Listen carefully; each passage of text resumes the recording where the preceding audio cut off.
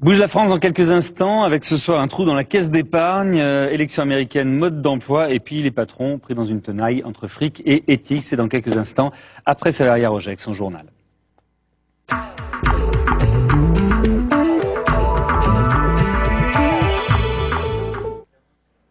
Bonsoir et bienvenue dans ce journal. La prime transport se fera. Déclaration de François Fillon après les vives critiques syndicales. La prime a été supprimée hier par un amendement de la Commission des finances de l'Assemblée. Pour le Premier ministre, le gouvernement est décidé à faire respecter cet engagement. On l'écoute. Le gouvernement souhaite que le Parlement se prononce sur sa proposition de prime transport. Pourquoi? D'abord parce qu'il s'agit de réparer une injustice. Il y a une aide des entreprises pour les salariés en région parisienne qui bénéficient des transports publics. Il n'y en a pas dans le reste de la France. C'est une injustice. Eh bien, nous voulons que cette injustice soit corrigée. Voilà, François Fillon, qui a réuni ce midi les parlementaires UMP. Objectif remettre de l'ordre après le rejet par le Sénat de la réforme de la loi SRU dans le texte sur le logement. Thomas Raguet. Le déjeuner était prévu de longue date, mais les dernières 24 heures ont quelque peu secoué la majorité. Dernier acte, la suppression de la prime transport par la Commission des affaires sociales de l'Assemblée est venue s'ajouter à celle par le Sénat de deux dispositions phares du projet de loi sur le logement de Christine Boutin. Hier soir, il n'y a pas eu de problème. Il y a eu simplement une... Vous savez, le Sénat a une majorité maintenant qui est beaucoup moins confortable que celle qu'il avait eue depuis des années. Et donc, il faut que le Sénat réapprenne cette réalité démocratique. Et pourtant, 13 sénateurs UMP ont fait la différence en votant contre. Un manque d'unité qui risque fort de se reproduire à l'Assemblée la semaine prochaine, même si son président se veut rassurant. La disposition sur le logement social dans les collectivités fait débat depuis longtemps. Ce débat se réactive. Je suis certain qu'il s'apaisera à l'Assemblée. Jean-François Copé, lui, se veut encore plus clair et il le tient de Nicolas Sarkozy. Moi, j'en ai parlé avec lui hier. Il m'a confirmé qu'il souhaitait que cette disposition initiale du gouvernement soit adoptée. Donc, ce qu'il faut, c'est que, bien entendu, ça nous soit confirmé.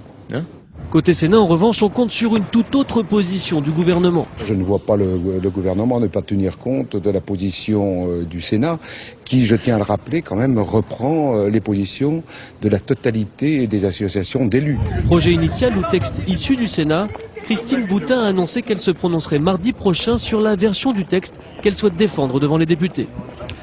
Il y aura bien un sommet mondial sur la crise financière. Ce sera le 15 novembre près de Washington.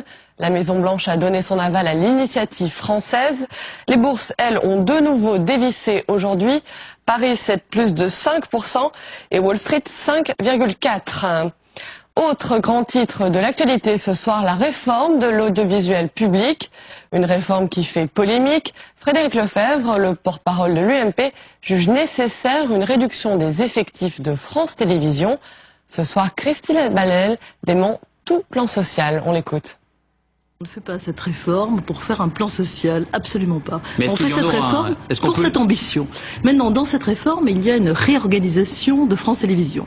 Il y a la création d'une société unique, c'est le modèle de Radio France, c'est-à-dire une grande société, et puis différentes chaînes, avec bien sûr France 2, France 3, France 4. Il ne faut pas que les téléspectateurs croient que, évidemment, tout ça va disparaître. Toutes les antennes vont rester et vont garder absolument leur identité.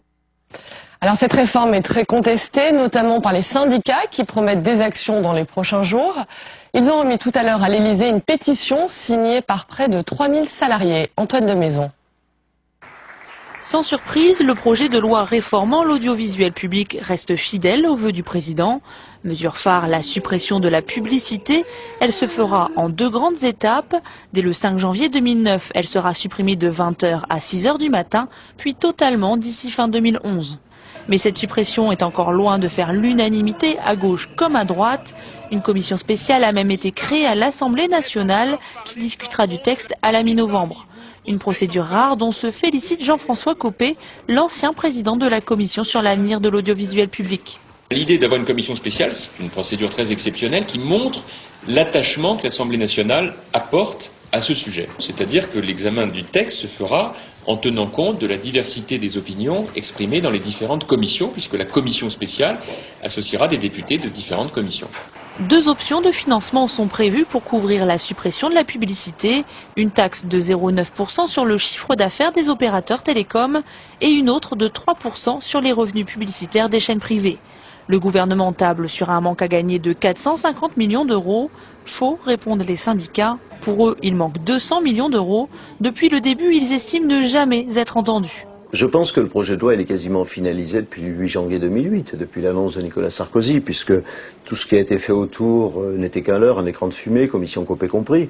Donc le président avait décidé de supprimer la pub, elle sera supprimée entre 20h et 6h au 1er janvier. Il avait décidé de créer une entreprise unique, l'entreprise unique va être créée le 5 janvier. Les syndicats tenteront une nouvelle fois de faire entendre leur voix mercredi. Une délégation remettra à l'Elysée une pétition alors qu'un préavis de grève a été lancé à France 3. 2 policiers mis en examen ce soir pour des violences à Montfermeil.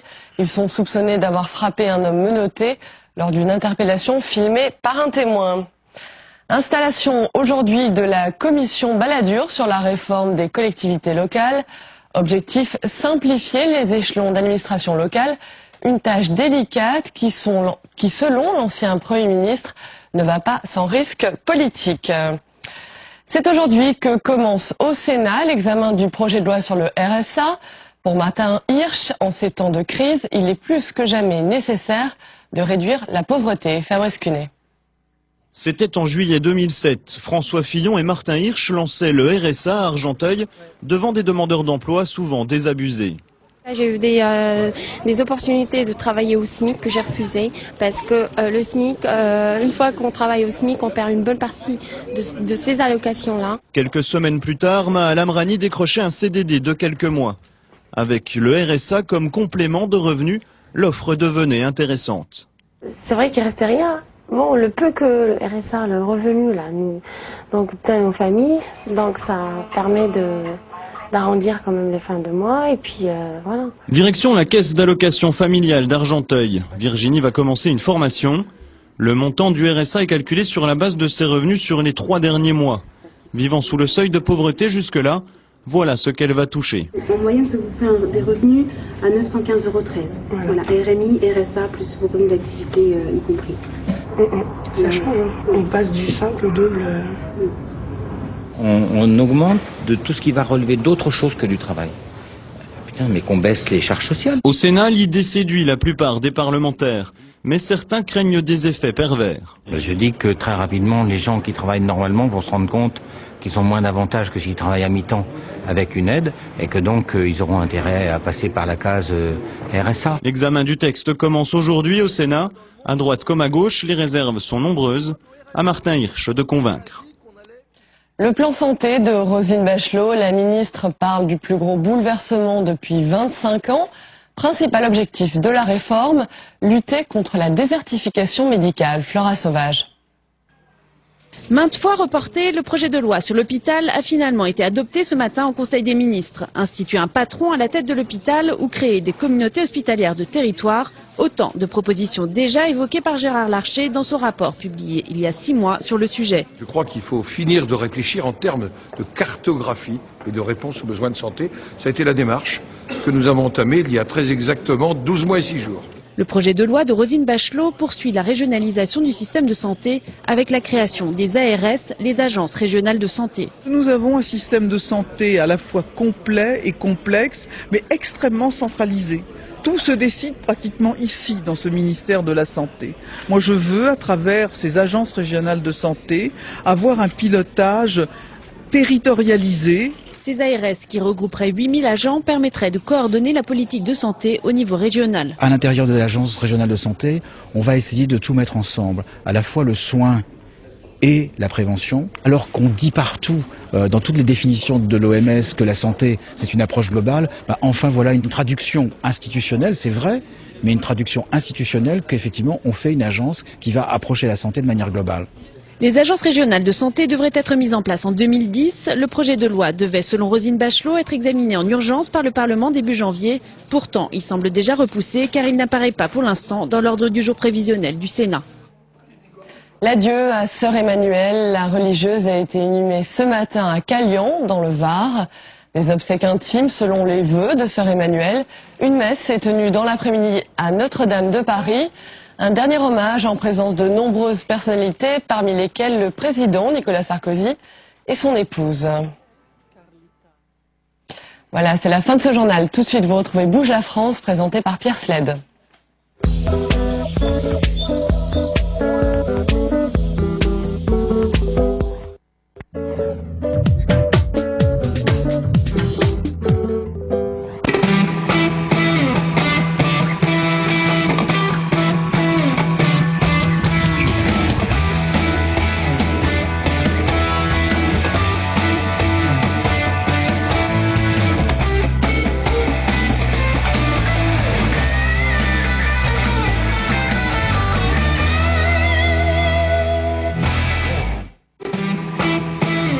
La crise va-t-elle moraliser l'entreprise? Une éthique mise à mal par la polémique autour des parachutes dorés des patrons et leurs salaires parfois mirobolants. Bouge la France, ce sera aussi ce soir le mode d'emploi des élections américaines. Mais tout de suite, ce retour sur une caisse d'épargne bien mal en point. Retour sur les déboires de l'écureuil. Notre chroniqueur Jean-Louis Gombaud est le premier invité ce soir de Pierre Sled. Bonsoir à tous. On accueille comme tous les soirs en ce début d'émission Jean-Louis Gombaud. Bonsoir Jean-Louis. Alors c'est un rapport interne émis par un comité d'audit qui révèle aujourd'hui que un peu la chaîne de responsabilité qui est arrivée à cette petite boulette de 695 millions d'euros. Et donc non pas 600 millions comme on le disait jusqu'alors. Oui, c'est plus que ça finalement, donc c'est 695. Au départ, on avait mis en avant l'erreur individuelle d'un trader et apparemment on en est très loin. Quand même. Oui, alors personne ne pouvait croire que c'était l'erreur individuelle d'un trader, que ce soit dans des catastrophes financières, qu'elles soient d'origine frauduleuse, comme dans l'affaire Kerviel, ou qu'elles soient d'origine aventureuse, comme dans cette affaire de caisse d'épargne, il est absolument impossible que ce soit une responsabilité individuelle, même si des individus spécifiques sont plus impliqués que d'autres. Tout simplement parce que pour perdre 695 millions d'euros, puisque c'est le bilan qui nous est sorti aujourd'hui, il faut avancer 6 milliards, au moins 6 à 7 milliards d'euros. Donc personne dans une banque ne peut à lui tout seul avancer. L'affaire va durer à peu près, l'audit nous dit, du 10 septembre au 15 octobre, pendant un mois, engager sur la banque 6 milliards à 7 milliards, c'est à peu près le tiers des fonds propres de la banque. Donc c'était proprement considérable. Donc il y a une chaîne de responsabilité que dévoile le comité d'audit. Le grand problème, c'est de savoir où s'arrête la chaîne. Est-ce qu'elle va jusqu'au président du directoire? Non, on ne le dit pas dans le comité. Mais il y a une chaîne de responsabilité. Alors l'affaire, ce que je vais décortiquer, l'affaire commence donc à peu près le 10 septembre, où le trader, alors avec l'accord de son bureau, du staff à côté, joue la hausse de l'indice. Il joue la hausse de l'indice alors que les marchés sont engagés dans la baisse. Et ça baisse, et ça baisse, et ça baisse. Alors là, c'est un cas typique dans tout mouvement spéculatif. Quand le marché est contre vous, vous avez deux attitudes. Soit, ah bon, zut, je me trompe, je me retire. Je vends tout de suite, donc j'ai perdu un peu, mais au moins j'évite la catastrophe. Ou bien ça baisse tellement que c'est pas possible que je me sois autant trompé. Donc ça va remonter.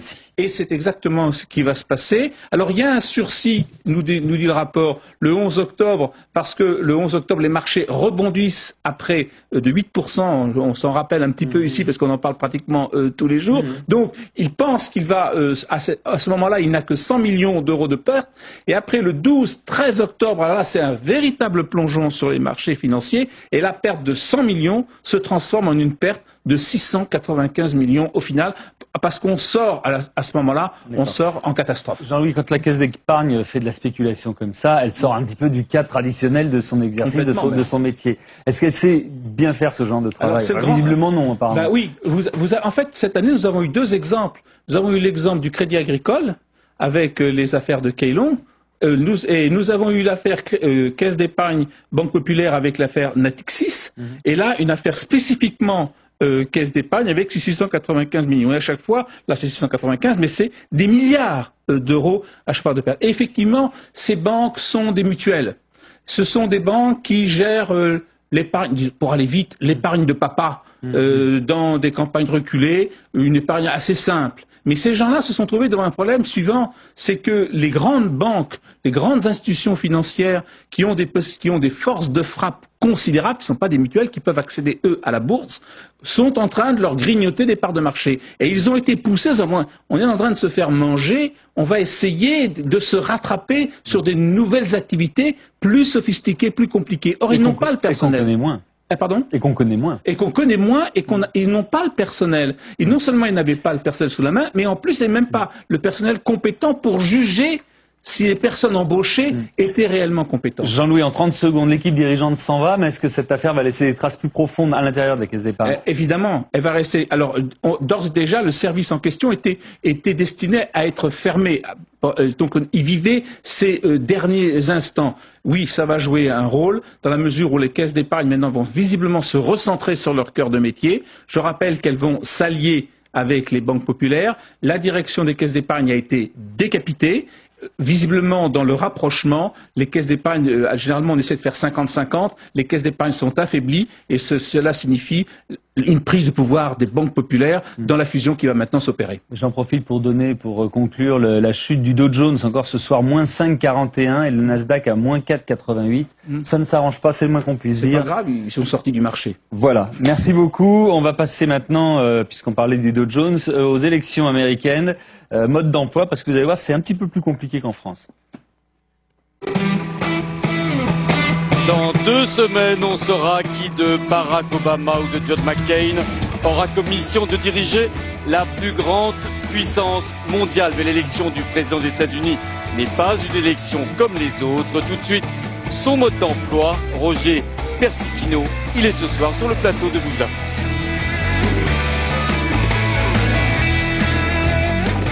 Voilà, tout est dans ce livre, les élections présidentielles aux États-Unis, chez Folio Actuel.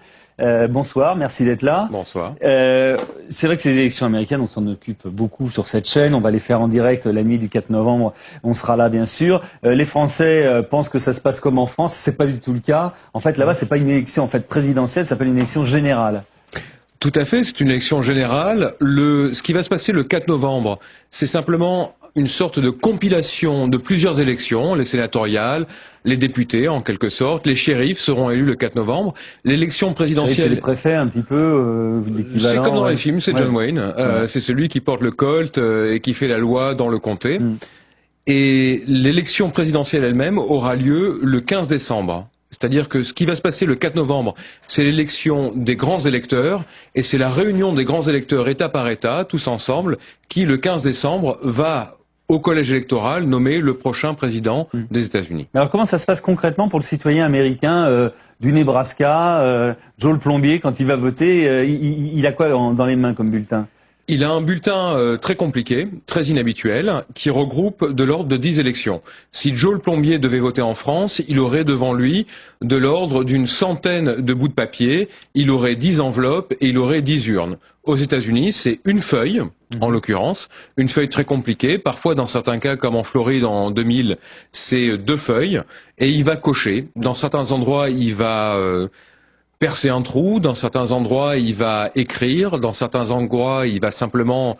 C'est pour ça qu'il y a une forte abstention aux États-Unis en général dans les élections. L'abstention aux États-Unis est moins forte qu'on ne le pense. L'abstention aux États-Unis est calculée sur la population active en âge de voter, alors qu'en France ou aux États-Unis elle est calculée sur la population inscrite. Sur les Tout à fait.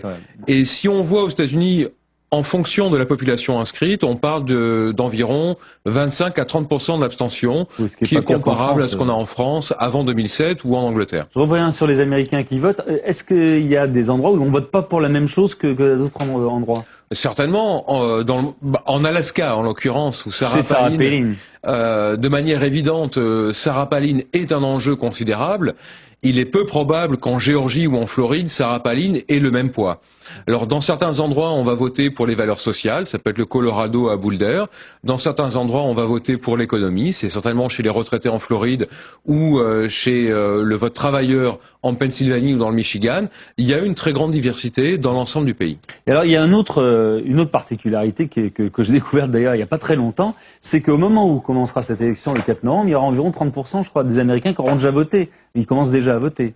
Certainement, les élections, ça a été couvert hier, je crois, dans la presse française. Les élections ont commencé hier aux États-Unis, dans pas mal d'États. Ce sont les votes in absentia, ce sont les votes par correspondance, par procuration, etc. Donc ça a été enregistré et c'est en cours de dépôt en ce moment dans les bureaux de vote aux États-Unis. Alors, autre répercussion, le président, enfin le futur président, et ça s'est passé déjà comme ça dans le passé, peut être élu alors qu'il n'est pas majoritaire dans le pays.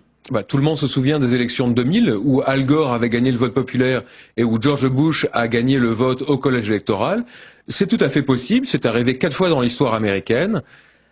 C'est peu probable dans le contexte actuel, mais c'est une possibilité certaine. Et c'est pour ça que l'élection présidentielle elle-même, il faut le garder en tête, a lieu le 15 décembre et non pas le 4 novembre. Le 4 novembre, on vote pour les grands électeurs. Le 15 décembre, les grands électeurs votent pour le président. L'élection présidentielle aux États-Unis. En gros, il n'y a pas de surprise le 4 novembre, on sait à peu près quand même.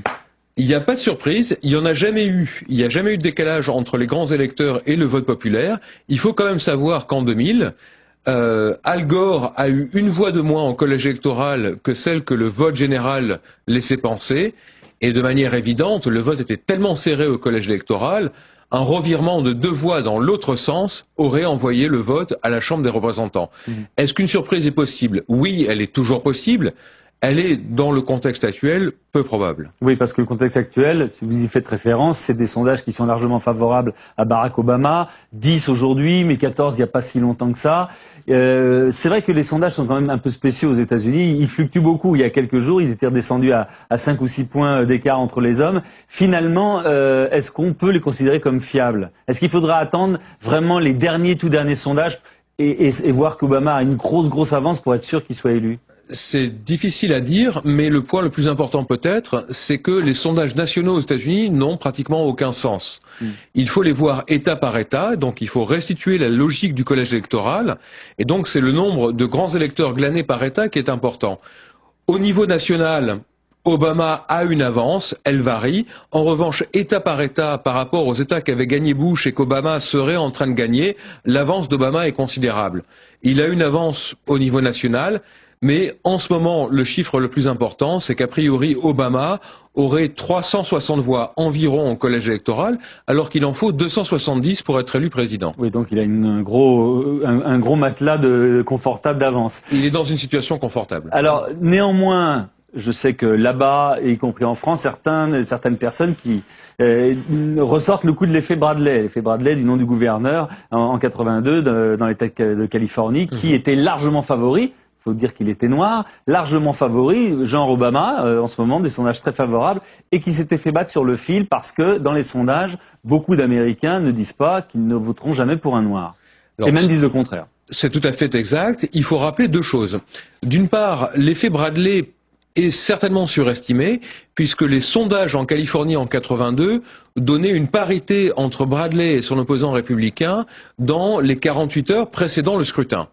Donc, en soi, le résultat de l'élection en 82 n'était pas une surprise par rapport aux dernières estimations. Ensuite, il faut le voir toujours dans le contexte fédéral américain, État par État. Est-ce qu'il y a un vote raciste en Floride? Un peu. En Virginie? Certainement. En Pennsylvanie, au Michigan? Peut-être. Au Colorado et au Nouveau-Mexique, où le gros de l'électorat est hispanique ou hispanophone, chicanos jusqu'à un certain point, ça va jouer selon des logiques très spécifiques et très différentes d'un État à l'autre. Alors, un effet Bradley, c'est difficile à évaluer. Oui, c'était en 82, la façon de sonder les gens a évolué aussi. C'était avant l'Irak et avant la crise financière. Ouais. Donc, de manière évidente, ce sont des situations qui sont très difficiles à comparer. On parle et on évoque toujours les swing states, les fameux États tournants sur lesquels se fait ou pas la victoire pour l'un ou pour l'autre. Quels sont les États où vraiment c'est là que ça va se jouer? Probablement la Virginie, le Colorado, la Floride et l'Ohio. Le Pennsylvanie, qui est un État démocrate avec une faible marge, semble avoir définitivement, d'après les derniers sondages choisis, Obama. La Floride et l'Ohio sont des endroits où la marge des sondages est statistiquement insignifiante. Ça pourrait aller vers l'un et vers l'autre. Et ce sont des États qui ont plus de 20 grands électeurs. Donc c'est très important. Le Colorado, le Nouveau-Mexique sont importants, comme l'Iowa, parce que ce sont des États qui ont voté Bush en 2004 et où Obama semble avoir une avance considérable. Je lisais une dépêche tout à l'heure qui est tombée au début de l'émission. Sarah Palin met l'élection entre les mains de Dieu. C'est pas très bon signe quand on en est là. C'est une question de point de vue, je suppose. Non, mais ça veut dire qu'elle pense que c'est perdu, j'imagine. D'une perspective évangélique, c'est un acte de foi. Où seul un miracle peut sauver McCain. Oui, mais enfin, si votre référence est Moïse et la mer Rouge, forcément, c'est une forme d'espoir. D'accord. Bah, écoutez, on verra ça. En tout cas, ce sera passionnant. On verra surtout l'évolution des derniers sondages, parce que ça peut encore bouger. Il reste maintenant moins de 15 jours, mais ça peut encore bouger. Et si effectivement les sondages rapprochent les deux hommes, ça veut dire que tout peut arriver, y compris le jour de l'élection. Je répète, c'est important de le voir État par État, mais vous avez raison. C'est une élection encore très fluide. Rien n'est acquis. Tout donne à penser que Obama pourrait être le prochain président.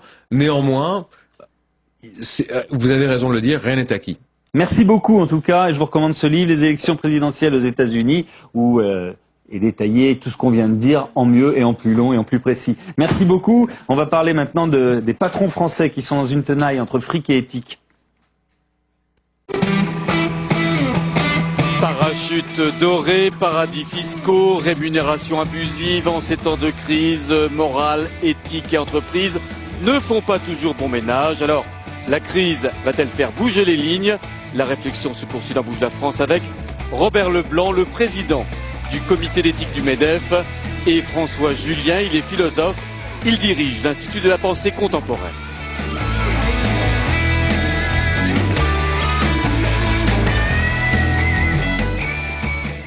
Bonsoir messieurs, on est en pleine crise financière depuis un bon moment, on en parle et cette crise a permis de lever le voile sur certaines pratiques de rémunération des grands patrons qui, c'est vrai, choquent un petit peu les Français. Certains s'en vont avec des primes très très confortables alors qu'ils ont plutôt échoué dans leurs tâches. Ça pose évidemment d'une manière générale un problème d'éthique. D'ailleurs, vous occupez de ça, Robert Leblanc, vous êtes président du comité d'éthique du MEDEF. Quel est le réel pouvoir de ce comité d'éthique?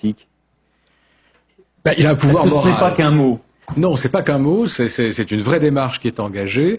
C'est un pouvoir moral. C'est vrai que ce qu'on écrit n'a pas force de loi, encore que, on pourra développer un petit peu le cadre actuel, mais ça a une valeur morale. Ça vient de l'intérieur même des entreprises, ça vient de l'organisme qui les représente. Donc ça vient d'eux-mêmes en quelque sorte. Alors ça vient pas de chacun des patrons, mais ça vient quand même de l'organisation patronale. Et donc, s'ils se reconnaissent dans l'organisation, ce qu'on dit en leur nom vaut quelque chose pour eux. Donc ça a une réelle force. Et ils sont pas indifférents au travail qu'on fait.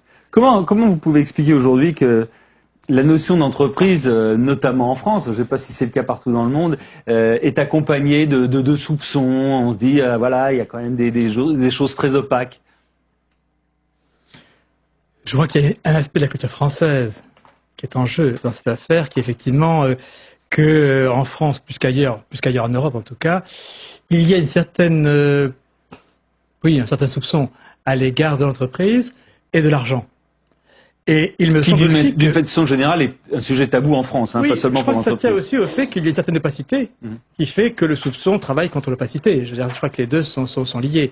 Mais il me semble que l'éthique en entreprise n'est pas seulement le rapport de l'entreprise avec l'argent, qu'il y a d'autres questions, notamment le fait que les entreprises sont très souvent multinationales et donc ont à gérer aussi le rapport des cultures au sein de leur propre entreprise. Donc je crois qu'il y a toute une part importante de l'éthique d'entreprise, qui n'est pas seulement le rapport braqué sur l'argent et le fait que l'entreprise soit parfois dans des conduites éthiquement douteuses. Oui. Il y a un problème beaucoup plus vaste et qui, je crois, se déploie beaucoup mieux en entreprise qu'ailleurs, qui est comment faire travailler des gens ensemble, notamment quand ils appartiennent à des cultures différentes. Je crois que c'est une question essentielle. Moi, en tout cas, c'est ce que j'ai rencontré de mon expérience dans les entreprises, c'est que le fameux dialogue des cultures, c'est d'abord dans l'entreprise qu'il se noue, parce que c'est là que les gens travaillent, c'est là que les gens doivent apprendre à s'entendre et à, disons, nouer les contrats ensemble, travailler être fiables. dans le même sens, ce qui est pas toujours facile.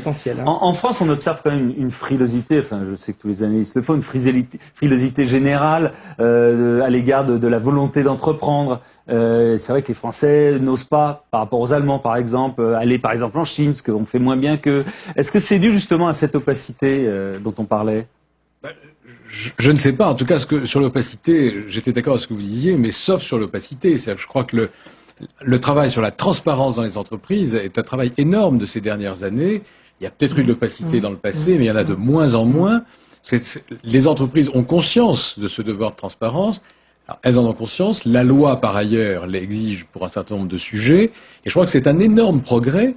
Et même un certain nombre d'excès qui font scandale encore dans la période actuelle sont les derniers rebondissements des effets de la transparence. C'est-à-dire que la transparence a révélé beaucoup de choses. Alors, au moment où c'est révélé, il peut y avoir scandale, mais j'ai envie de dire que c'est un peu les derniers scandales, parce que la transparence est là, et je pense qu'il y a peu de professions qui sont aussi transparentes que celles des chefs d'entreprise. Aujourd'hui, beaucoup de choses sont parfaitement accessibles à l'ensemble des publics concernés. Disons que c'est en train de changer, mais on voit encore beaucoup de choses qui sont quand même un petit peu difficiles pour les Français à avaler. Oui, je crois qu'il y a une définition très simple de cette éthique d'entreprise, qui est celle de l'éthique en général, qui est, au fond, il y a des choses que je fais pas. Si on définit la morale de façon comme ça, élémentaire et, si possible, de façon la moins idéologique qu'on peut, c'est-à-dire qu'il y a des choses qu'on ne fait pas, c'est-à-dire qu'on se refuse de faire. Il y a d'autres choses qu'on fait, il y a des compromis qu'on a dans la vie, etc. Mais il y a des choses qu'on ne fait pas. Et je crois que ce qui apparaît bien dans cette mutation que vous évoquez, je crois que je suis d'accord avec vous, ça change. C'est qu'il y a des choses dont on dit on ne peut pas faire ça. Par exemple, le parachute doré, c'est de cet ordre-là, c'est de dire on ne peut pas. C'est quelque chose qui est donc c'est pas quelque chose d'idéologique, c'est quelque chose qui suscite une réaction comme ça très immédiate de refus devant quelque chose d'inacceptable et de communément considéré comme inacceptable. Donc il me semble effectivement que ça change. Alors je suis content d'entendre dire que c'est la fin en fait de cette opacité, mais sans doute effectivement, si on en parle, c'est parce que quelque chose s'est brisé dans le silence ou la disons. Le parachute s'est mis en torche. Oui, je crois. Oui, c'est-à-dire qu'au fond, quelque chose maintenant est périmé. Si je peux rebondir sur ce que vous dites là, je crois qu'on n'est pas dans une situation où on invoquerait une notion de morale et de bien et de mal avec des majuscules. Je crois que la démarche éthique aujourd'hui, il faut la comprendre comme quelque chose qui est une nécessité organique. Un certain nombre d'auteurs l'ont très bien écrit ces derniers temps en expliquant que le libéralisme ne marche que si les acteurs qui sont libres d'agir dans ce cadre-là ont un sens aigu de leurs responsabilités.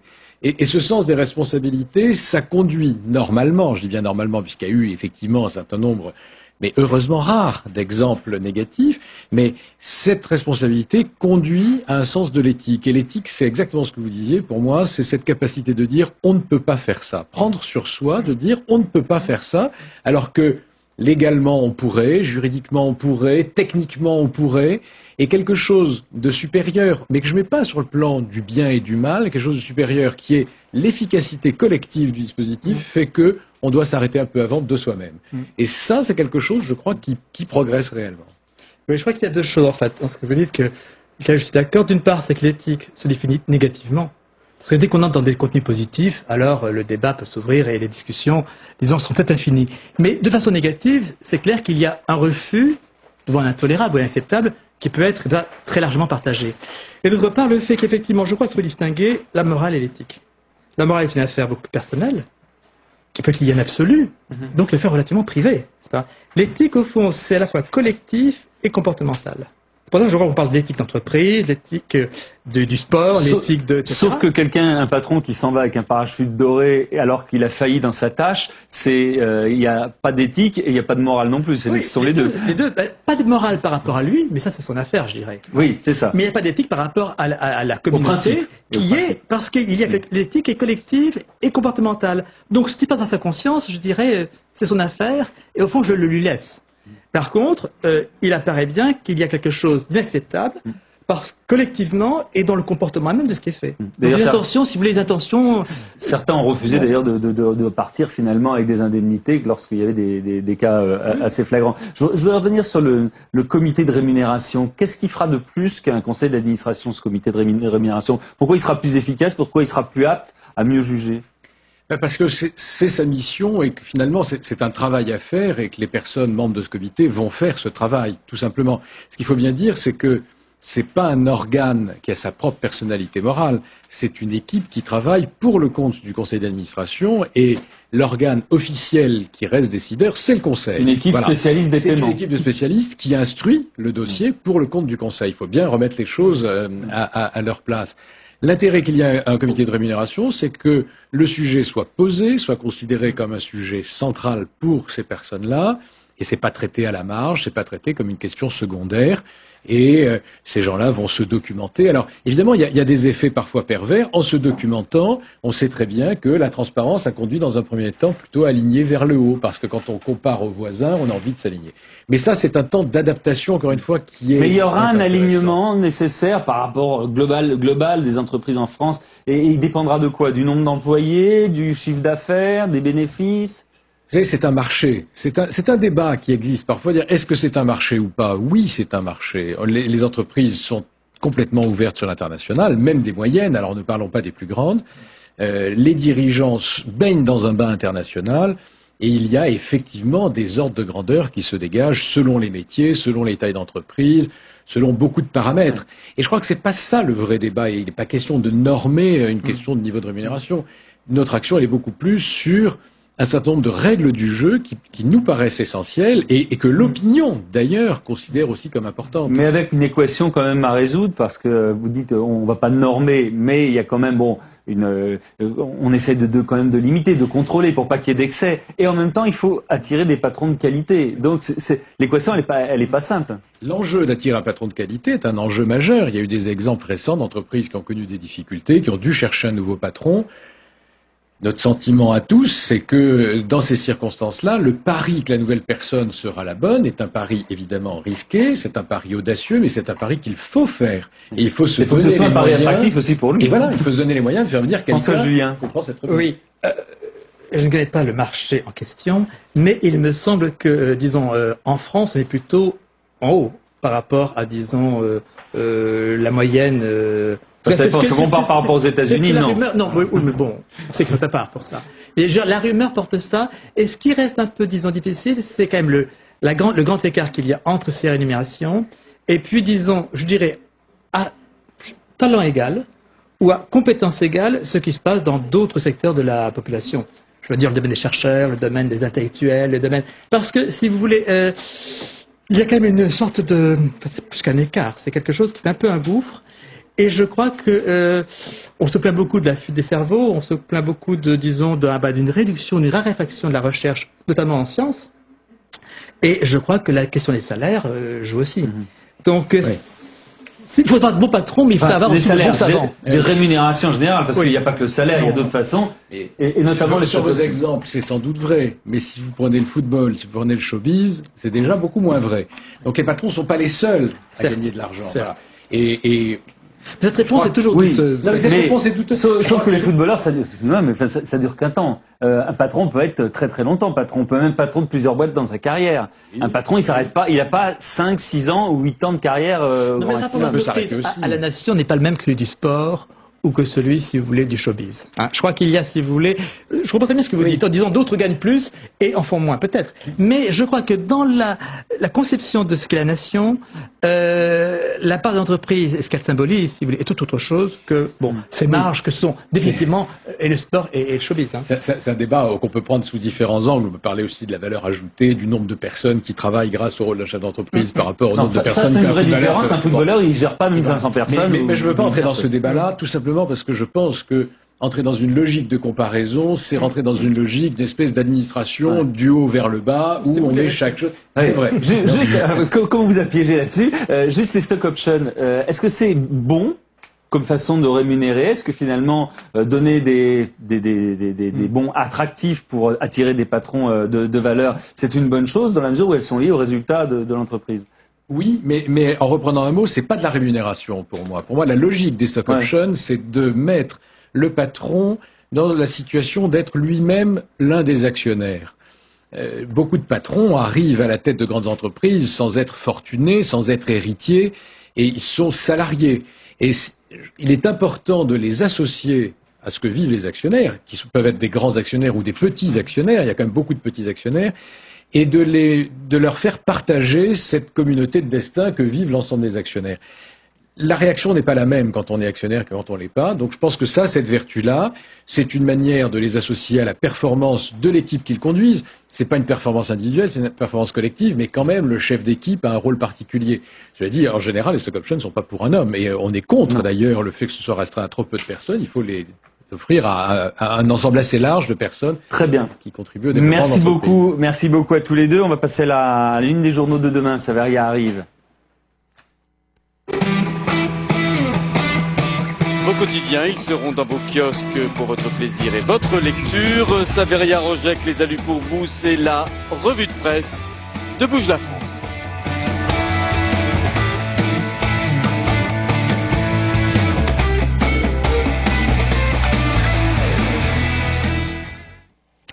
Voilà, Rachida Dati sur la sellette à la une de Libération. La garde des Sceaux peine à calmer magistrats et administration pénitentiaire. Nicolas Sarkozy, lui, prend ses distances. Les prisons, justement, et ce nouveau suicide à la une de la Voix du Nord. Un détenu a mis fin à un séjour dans sa cellule de la maison d'arrêt de Los. C'est le 91e suicide depuis le début de l'année. La justice insurgée à la une de l'Humanité. Rachida Dati fédère contre elle l'ensemble du monde judiciaire qui manifeste justement demain. Voilà, autre sujet, le plan de soutien à l'économie de Nicolas Sarkozy à la une de la Tribune. Le président devrait annoncer demain des mesures en faveur des PME. Des initiatives pour soutenir le pouvoir d'achat des ménages sont également prévues. Enfin, un fonds souverain français va bientôt voir le jour. Et on termine avec les échos et la débâcle des marchés qui alimentent la panique. Le dollar flambe, le pétrole dégringole et les bourses plongent sur fond de récession. Et c'est encore le cas. C'est encore le cas ce soir. On passe le dernier coup de fil tout de suite.